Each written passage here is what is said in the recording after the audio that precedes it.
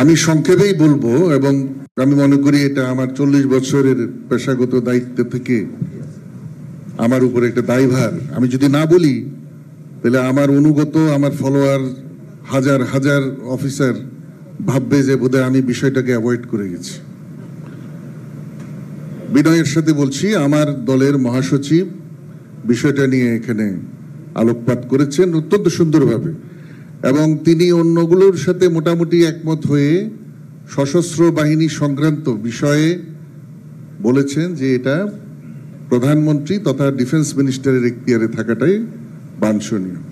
আমি তার সাথে দ্বিমত করছি না, কিন্তু টেকনিক্যাল বিষয়টা সম্ভবত স্যার অত ব্যাখ্যা করেন নাই। এটি ব্যাখ্যা না করলে, একটু সময় আমাকে না দিলে, তাহলে এটা জিনিসটা বোঝা যাবে না। আমাদের রাষ্ট্রপতি এদেশের সুপ্রিম কমান্ডার বাহিনীগুলোর। হাসান ভাই, আমি শুধু বলবো যে আপনি বলবেন যেটা বলতে চান, কিন্তু যতটা সংক্ষেপ করে যতটা সংক্ষেপেই বলছি। রাষ্ট্রপতি সুপ্রিম কমান্ডার এবং প্রধানমন্ত্রী পদাধিকার বলে ডিফেন্স মিনিস্টার, এই দুইটাকে আমরা কিন্তু অ্যাভয়েড করতে পারছি না।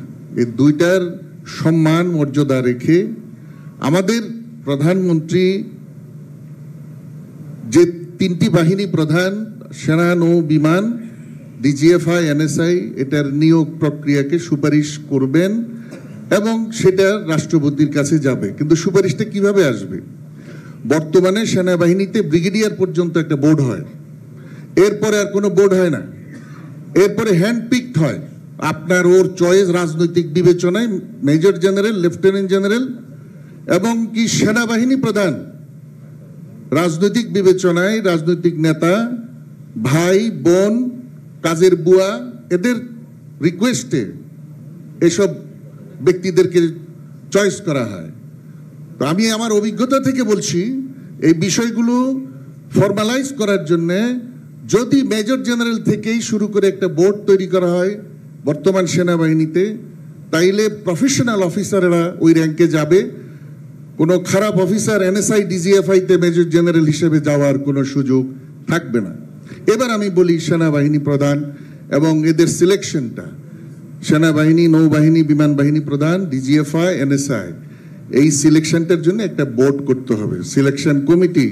সেনাবাহিনীর ভিতর থেকেই প্রফেশনাল লোকদেরকে দিয়ে তারা ট্যালেন্ট হান্টিং করবে, তাদের পুরো 30-40 বছরের চাকরির অভিজ্ঞতা এবং পেশাগত যে সকল ডিফিকাল্টি, যেসব সমস্যা আছে সেগুলোকে সেখানে উল্লেখ করবেন। এটা যাবে মাননীয় প্রধানমন্ত্রীর কাছে, যিনি ডিফেন্স মিনিস্টার। তিনি এটা শর্ট লিস্ট করবেন। শর্ট লিস্ট তৈরি করে রাষ্ট্রপতি প্রধানমন্ত্রীর সুপারিশে তার সাথে আলোচনা করে সেনা, নৌ, বিমান বাহিনী প্রধান নিয়োগ দিবেন, ডিজিএফআই নিয়োগ দিবেন, এনএসআই নিয়োগ দিবেন। তাইলে এক্ষেত্রে ডিফেন্স মিনিস্টার হিসাবে মাননীয় প্রধানমন্ত্রীকে আন্ডারমাইন করা হয় না।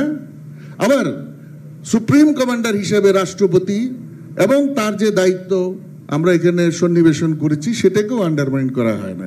এবং এতে যে খুব একটা বার্তাই হবে, রাষ্ট্রপতিকে দিয়ে দেশে রাজনৈতিক কু হয়ে যেতে পারে।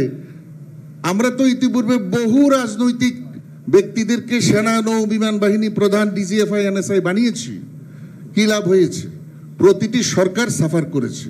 আমি নাম বলবো না, সকল রাজনৈতিক সরকার কিন্তু এই বাহিনীদেরকে দিয়েই কিন্তু তারা নিগৃহীত হয়েছে এবং শেষ পর্যন্ত এদেরকে কিন্তু তারা সাহায্য করতে পারেনি।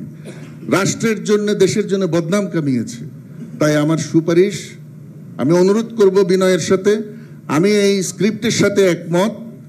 তবে তিনটি পদ, মানে তিনটি যে আপনারা সশস্ত্র বাহিনীর বা প্রধানদের, সেনা, নৌ, বিমান বাহিনী, প্রতিরক্ষা গোয়েন্দা মহাপরিদপ্তর তথা ডিজিএফআই এবং এনএসআই এর সিলেকশনটা অবশ্যই যাতে একটা নির্দিষ্ট কমিটির মাধ্যমে সেনা সশস্ত্র বাহিনী থেকে হয় এবং ডিফেন্স মিনিস্টার হিসেবে মাননীয় প্রধানমন্ত্রীর করার সুপারিশ এবং শর্ট লিস্ট রাষ্ট্রপতির কাছে ওনারই সাথে আলোচনা করে এটা করা হয়।